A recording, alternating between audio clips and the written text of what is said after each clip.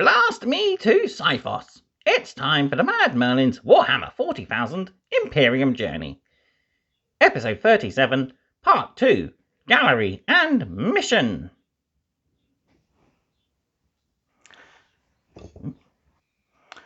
Hello and welcome back to the Mad Merlin's Warhammer Imperium Journey.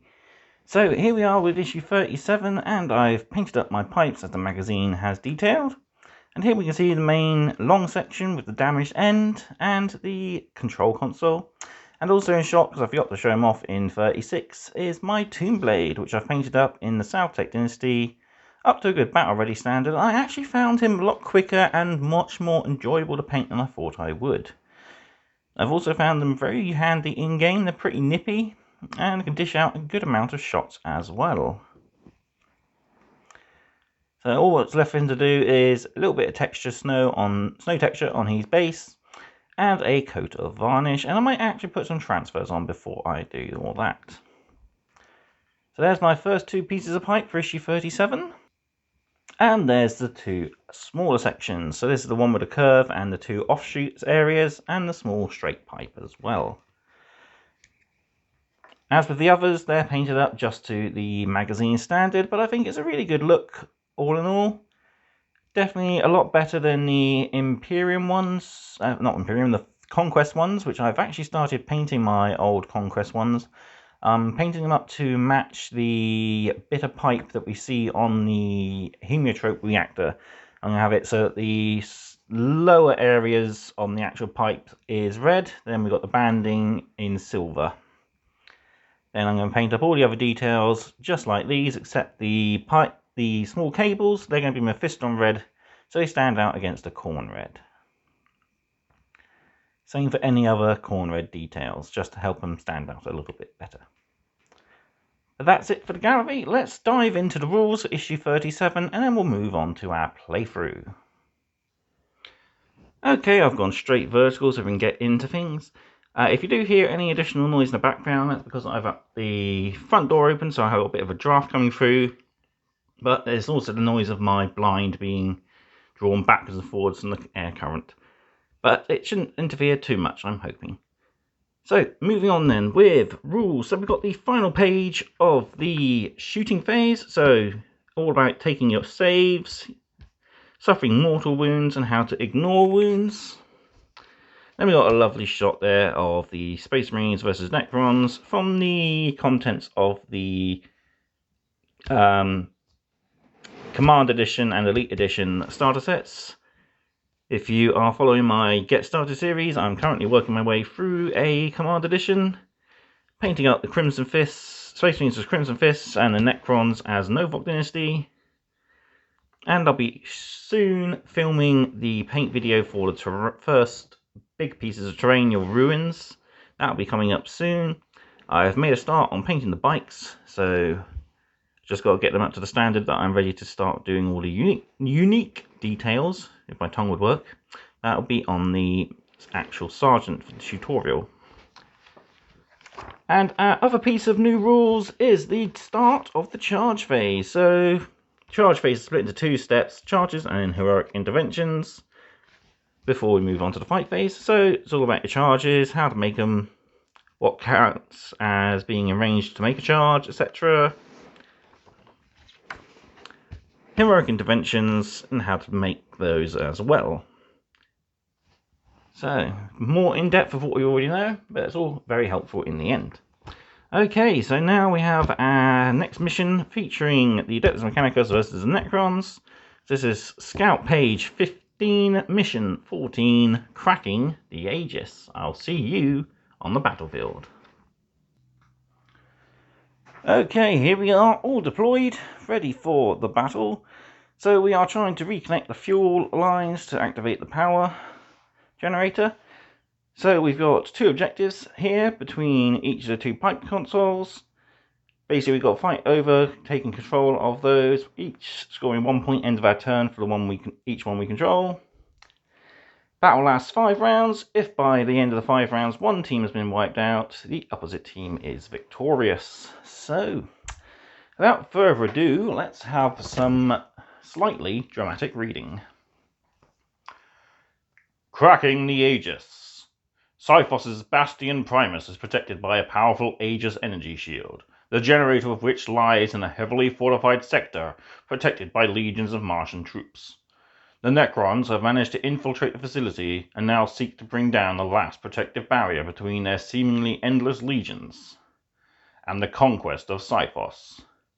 It falls to the Tech Priest Dominus and a small number of troops to hold this crucial location and repel the Xenos invaders. Necrons, Royal Warden. Destroy the core. The Necron nobility have dispatched a trusted Royal Warden to lead the incursion. His orders are to seize and destroy the network of plasma conduits that power the Aegis shield. Before the Royal Warden can achieve this objective, it must first contend with the Adeptus Mechanicus defenders. Adeptus Mechanicus, Tech Priest Dominus. Protect the Aegis. The Martian warriors remaining within the generator facility have been alerted to the Necron presence and have taken up defensive positions around the plasma conduits. The Tech Priest Dominus oversees the defense, ready to dispense the wrath of the Omnissiah upon the arrogant Necron invaders. Right. Here we go then. We are getting close to the end of the scout mission. We only have, I think, 3 missions left to go, which is issues 38, 39 and 40. So let's see if we can hold out against the Necrons. So we'll begin turn 1 and I'll be right back at the end. Okay, bottom of turn 1, we are tied, 1 point apiece. The Cataphrone Destroyer managed to get really good luck on his run rolls with a 6, running up to the objective for 12 inches. I chose to go for the defensive protocols on the Skitarii, so +1 save, -3 movement, so their advanced move and then their 3-inch move haven't gotten very far, but they are in a nice position to open some fire up on the Necrons next turn. Scarabs went forward as fast as they can, scoring the objective there. Warriors moved up and opened shot on the Skitarii, killing 1. Toonblade inflicted 1 wound on the Cataphrone Destroyer, but it's still all to play for. So, advance the turn counter to 2, and we'll begin our second round. Okay, bottom of 2, the Mechanicum stayed back and did a good amount of shooting, killing 3 Immortals, 1 got back up, and the Arquebus actually proved pretty useful and did 2 wounds to the Royal Warden, who promptly ducked into cover. The Tech Priest Agency left himself a little open, and he lost a single wound to the Immortals in shooting, but he'll heal that later on anyway. Over here, the Toonblade didn't last too long against the plasma of the Destroyer, but we are still to play for because it's still tied up at 2 aside. And neither seems to be giving in, so here we go with turn 3.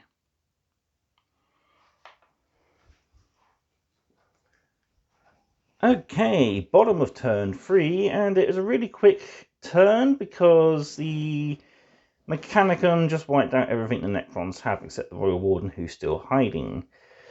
So next turn is going to be a Hunt the Royal Warden, where the 2 characters are going to go charging forward and hunt him down, while the 2 units will hold the objectives. So on to turn 4. And this will probably be the final turn. But Mechanicum have a 4-2 lead. I can't even find 4. There's 4. 4-2 lead. So they are going to be the winners, I think, either way. So here goes, just for fun.